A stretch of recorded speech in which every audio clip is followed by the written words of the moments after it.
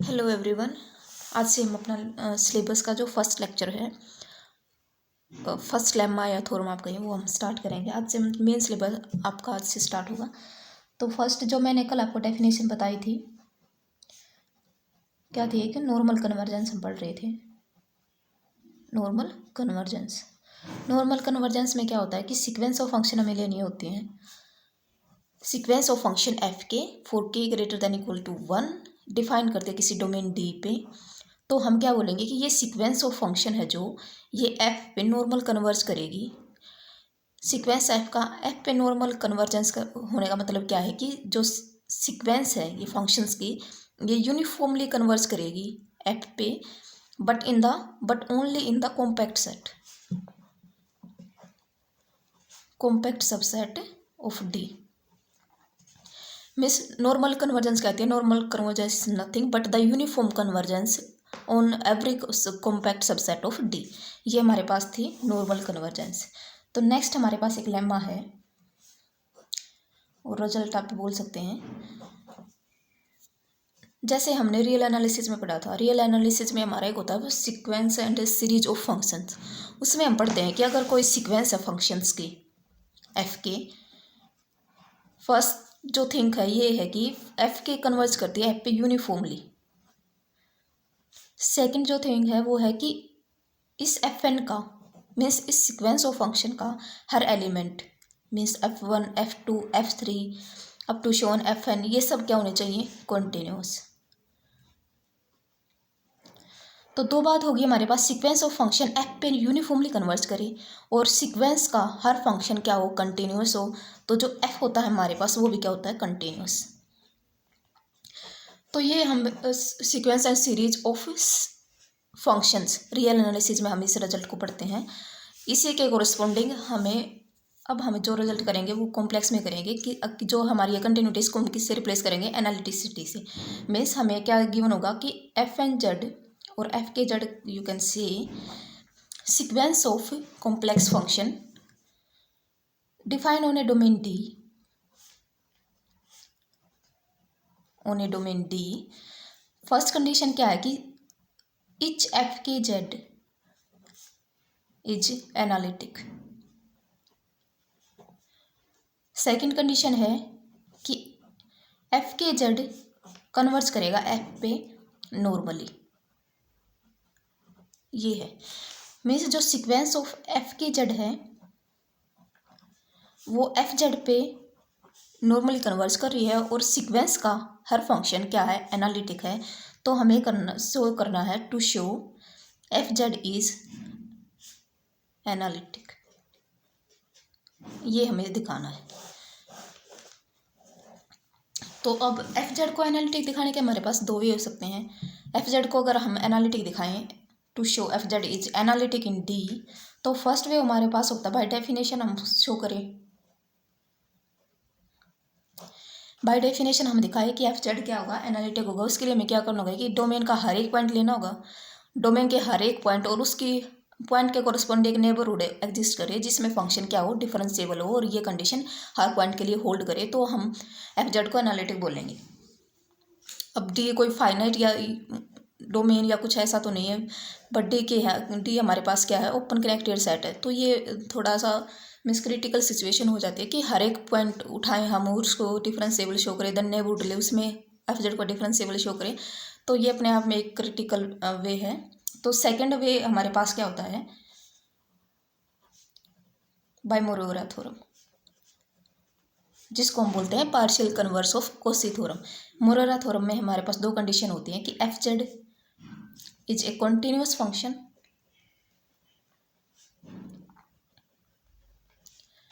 F Z हमारे पास continuous function होना चाहिए डिफाइन करता किसी डोमेन डी पे।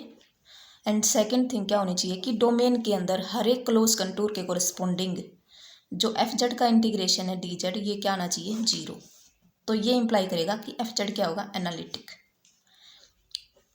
तो ये मेरा पर्पज मैंने कल जो मैंने आपकी कुछ थ्योरम से कॉल करवाई थी, मोरेरा थ्योरम भी उसमें एक थी, इसी को हम पार्शियल कन्वर्स बोलते हैं कॉची थ्योरम का। तो इसको रिकॉल करने का सिर्फ यही पर्पज था कि इस लेम्मा में और नेक्स्ट अगर हम जो थ्योरम करेंगे तो उसमें कई सारे थ्योरम्स में हम इसका यूज करेंगे।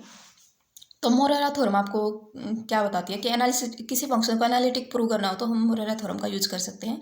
उसके लिए हमें क्या दिखाना होगा कि फंक्शन कंटिन्यूस होना चाहिए और डोमेन के हर एक क्लोज कंटूर के कोरिस्पोंडिंग ये कंडीशन होल्ड करनी चाहिए। तो हम फंक्शन को क्या बोल देंगे कि वो फंक्शन एनालिटिक होगा। तो अब ये जो लेमा है इसकी स्टेटमेंट है हमारे पास, इफ एफ के define on A domain D to C for each के greater than equal to 1, if fk is converges to f normally in D and each fk is analytic, then f is also analytic। ये lemma, इसको हम अब 2 step में prove करेंगे। Moreira theorem का use करेंगे। F को हमें एनालिटिक दिखाना, फर्स्ट क्या करेंगे हम एफ को कंटिन्यूस दिखाएंगे। सेकेंडली हम क्या करेंगे कि एफ को डोमेन का कोई भी क्लोज सबसेट लेंगे, आर्बिट्रेरी क्लोज सबसेट लेंगे और उसमें फंक्शन को क्या दिखा देंगे हम कि उसके कोरिस्पोंडिंग इस फंक्शन का इंटीग्रेशन जो होगा वो क्या हो जाएगा 0। F Z D Z along the close contour in domain D equal to 0।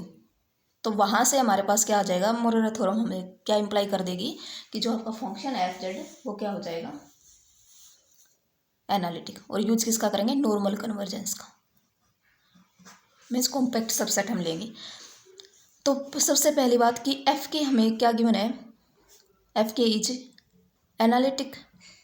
अब एनालिटिक है मीन्स डिफरेंशिएबल है, डिफरेंशिएबल है मीन्स क्या है कंटिन्यूस, मीन्स ईच एफ के इज कंटिन्यूस, ईच एफ के इज कंटिन्यूस। हम बात करेंगे नॉर्मली, हमें बात करनी है तो हम नॉर्मल का कीवर्ड अगर हम यूज़ करते हैं तो मैंने आपको बताया था कि सिर्फ कॉम्पैक्ट सबसेट पे अपने आप को रिस्ट्रिक्ट हमें करना है। तो अब हमारे पास क्या है, एफ के एनालिटिक है, इसका मतलब एफ के कंटिन्यूस है, एनालिसिटी इम्प्लाई कर देगी कंटिन्यूटी को। तो फर्स्ट थिंग ये होगी हमारे पास। सेकंड है कि एफ के कन्वर्ज करता है एफ पे नॉर्मली इन डी, इसका मतलब जो एफ के है कन्वर्ज करेगा एफ पे uniformly in any compact subset of D.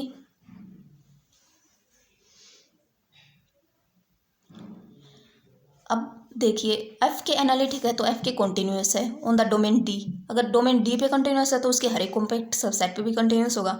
इसका मतलब हमारे पास 2 कंडीशन आ गई, हर एक एफ के कंटिन्यूस है कॉम्पैक्ट सबसेट डी पे और यूनिफॉर्मली कन्वर्ज करता है एफ पे on the compact subset of D.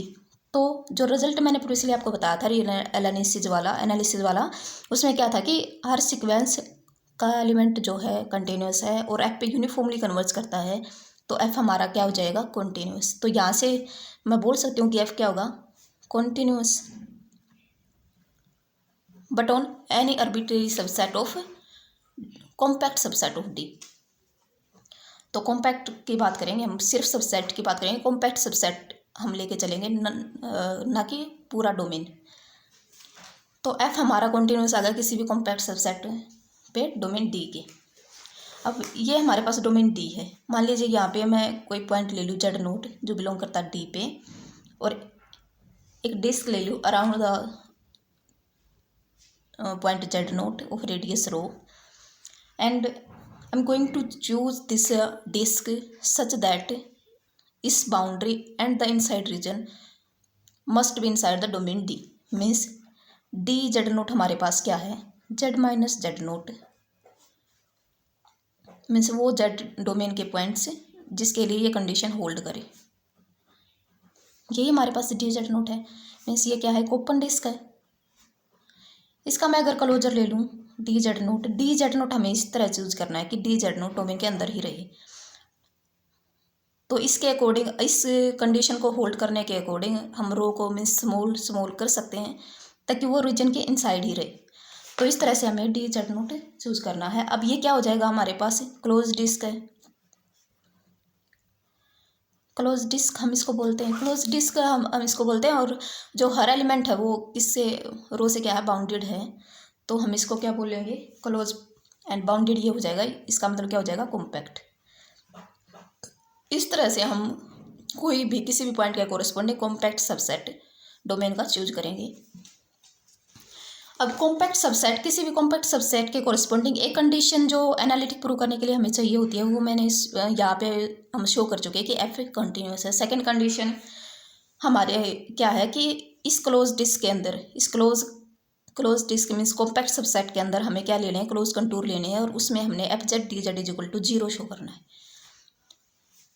तो हमारा काम हो जाएगा, means F Z analytic proof हो जाएगा इस तरह से। तो मोरेरा थ्योरम मैं आपको ऑलरेडी बता चुकी हूँ। अब क्या किया हमने, consider D z note such that it contained in domain D. पहली कंडीशन तो ये होनी चाहिए। इसका मतलब ये क्या हो गया, कॉम्पैक्ट सबसेट हो गया, कॉम्पैक्ट सबसेट ऑफ डी। अब हमें क्या गिवन है कि नाउ each एफ के is converges normally in D, ये हमें गिवन है। इसका मतलब मैं यहाँ से क्या कह सकती हूँ कि एफ के कन्वर्ज करेगा एफ पे uniformly in D Z not closure, because ये क्या है, आपका कॉम्पैक्ट सबसेट है। तो अगर नॉर्मल कन्वर्जेंस करेगा तो कॉम्पैक्ट सबसेट में क्या करेगा, यूनिफॉर्मली कन्वर्ज करेगा। तो यहाँ से ये चीज़ आ गई हमारे पास। अब हम क्या करेंगे, now suppose gamma be any close contour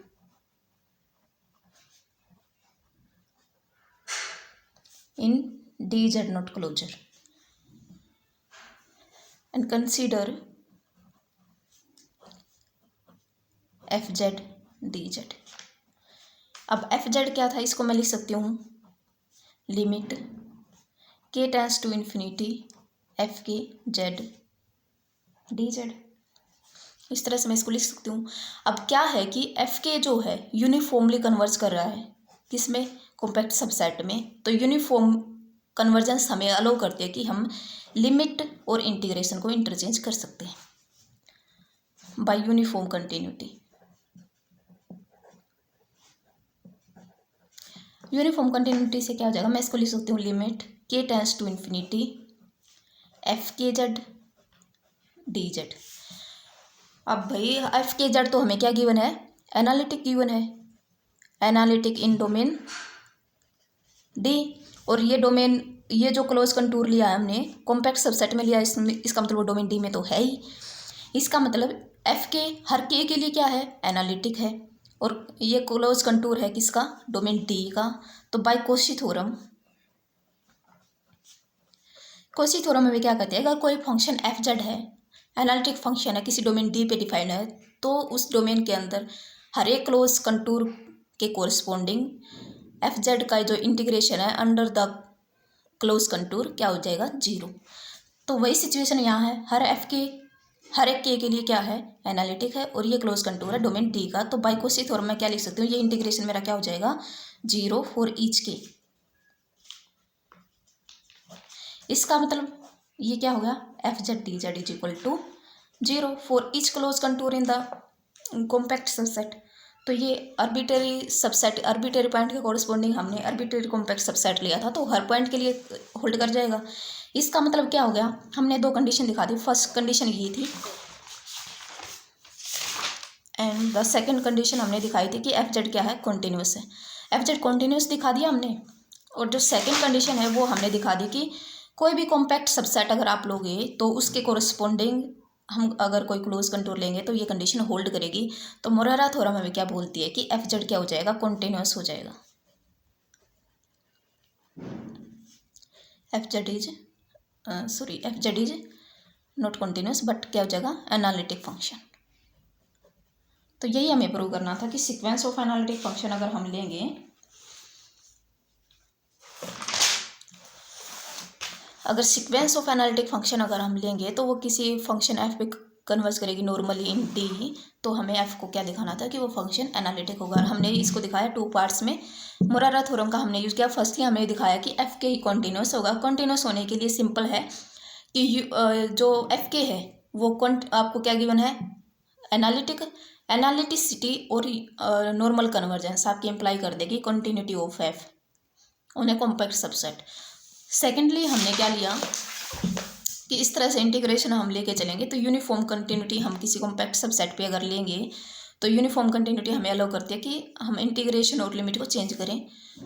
तो यहाँ पे फिर हमने फिर से क्या लगा दी, कॉची थ्योरम, और कॉची थ्योरम से ये इंटीग्रेशन हमारा क्या हुआ, 0। इसका मतलब ये इंटीग्रेशन हमारा 0 हो गया। अब from condition first and second हम क्या बोल सकते हैं, मुरारा थ्योरम हमारी एप्लीकेबल हो जाएगी। तो वहाँ से हम क्या बोल सकते हैं, एफ जेड क्या हो जाएगा, एनालिटिक फंक्शन। सो इसके नोट्स मैं आपको पीडीएफ क्लासरूम पे सेंड करूँगी। ये आपका सिलेबस मैंने साथ कल भी दिखाया था। ये आपका फर्स्ट यूनिट का सिलेबस है। आज हमने किया नॉर्मल कन्वर्जेंस और यूनिफॉर्म कन्वर्जेंस और पॉइंट वाइज कन्वर्जेंस की डेफिनेशन भी मैं इसमें ऐड करूँगी। तो नॉर्मल कन्वर्जेंस और ये आपका रिजल्ट था, या इसको लेमा आप बोल सकते हो, जो हमने आज प्रूव किया है। इसकी पीडीएफ आपको क्लासरूम पे मिलेगी।